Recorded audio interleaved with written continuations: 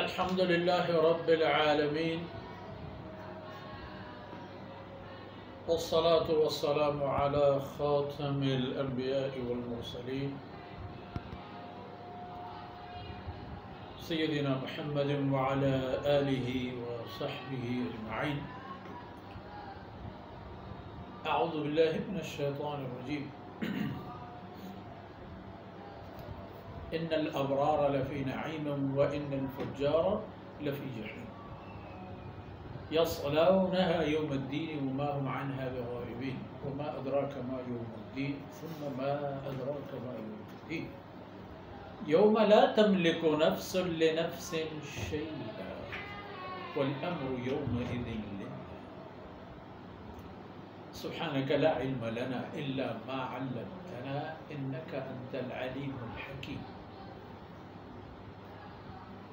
رب اشرح لي صدري ويسر لي أمري واحلل عقدة من لساني يفقهوا قولي واجعل لي وزيرا من أهلي رب زدني علما وارزقني فهما. ثم أما بعد. عزیزان محترم، برادران گرامی، بہنوں اور پیارے بچوں، ابرار اور فجار کی بات ہو رہی تھی. ابرار بر کی جمع ہے، ایسا انسان جس سے اللہ رب العزت نے ہر خیر میں حصہ دیا، اللہ کی بندگی، رسول صلی اللہ علیہ وسلم کی اطاعت، خلق خدا سے محبت، ان کی خدمت، ان کے کام آنا. فجار اس کے خلاف، اللہ کی بندگی نہیں، رسول اللہ صلی اللہ علیہ وسلم کی اطاعت نہیں، خلق خدا کے لیے مصیبت. فرمایا دو جگہ ہیں، ان الابرار لفی نعیم، اس پر بات تو خیر الحمدللہ ہو گئی. وان الفجار لفی جحیم، اور فجار کی جگہ ہوگی جحیم. جحیم دوسرے لفظوں میں معنی جہنم، دوزخ. لیکن نہ تو ابرار کو اس دنیا کی زندگی میں جنت ملے گی اور نہ فجار کو جہنم. ان کے لیے ایک وقت کا انتظار درکار. وہ زمانہ جب آئے گا تو ہر ایک اپنی جگہ پر جا کر ہی دم لے گا. ابھی نہیں ہوگی یہ سب کچھ. ابھی دار العمل ہے، عمل ولا حساب.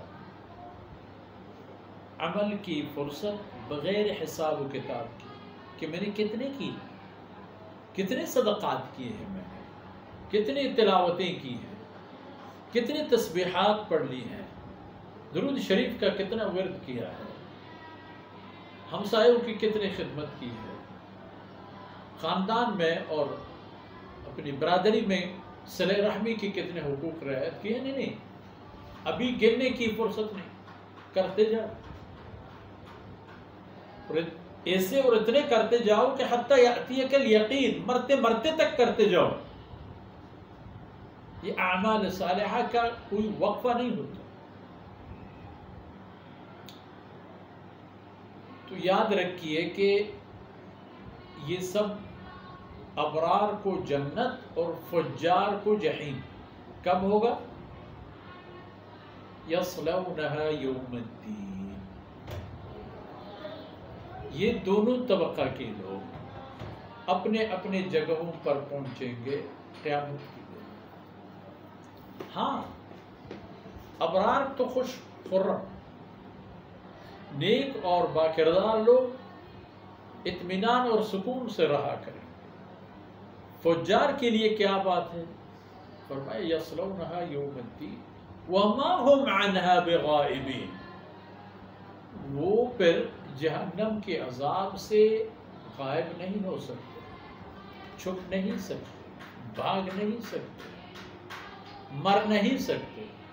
انہیں یہ عذاب سہنا ہوگا، کیونکہ یہاں انہیں جتنی بھی نعمتیں دے دی گئی، جو بھی مقصد ان کے سامنے رکھا گیا تھا، انہوں نے سب کو بلڈوز کیا. ان سب کو پائمال کیا، ان سب کا انکار کیا، سب کو ضائع کر دیا، تو اس کا ظاہر ہے کہ اسے سزا مل جائے گی۔ یصلونھا یوم الدین وما هم عنھا بغائبین، وہ جہنم سے غائب نہیں ہو سکتے، چھپ نہیں سکتے، نہ مرنے کی صورت میں، نہ بھاگ سکنے کی صورت میں، نہ کسی اور وجہ، کسی کو اپنے مدد کے لیے پکارنا، کسی کے پیچھے چھپ جانا، کوئی پناہ گاہ میں جا کے پناہ لینا، ایسی کوئی بات نہیں ہو سکے گی۔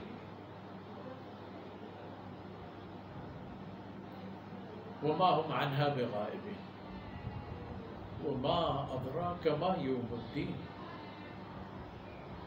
ثم ما ادراک ما یوم الدین۔ ہاں البتہ یہ بات ہے کہ یوم الدین یا یوم الدین کیا ہے یہ آپ کو خبر نہیں ہے اس کے بارے میں، اس کی مجموعی کامل کیفیت کے بارے میں آپ کی معلومات محدود ہیں۔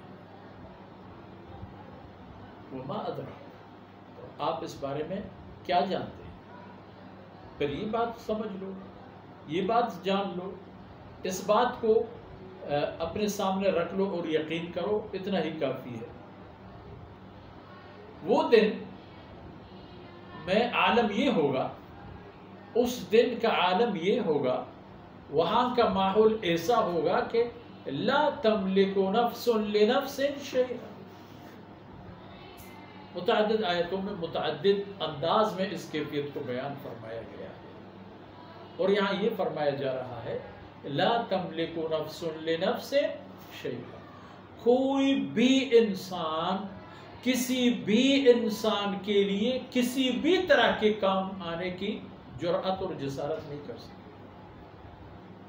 ہر ایک کا اپنا عالم ہوگا، اپنی حالت ہوگی، اپنے مسائل ہوں گے، اور وہ ان میں ایسا دبا ہوا ہوگا اور ان میں وہ اتنا بے بس ہو چکا ہوگا کہ اسے کسی اور کے بارے میں سوچنا، کوئی قدم اٹھانا دور کی بات ہے، اس کی تصور بھی محال ہے۔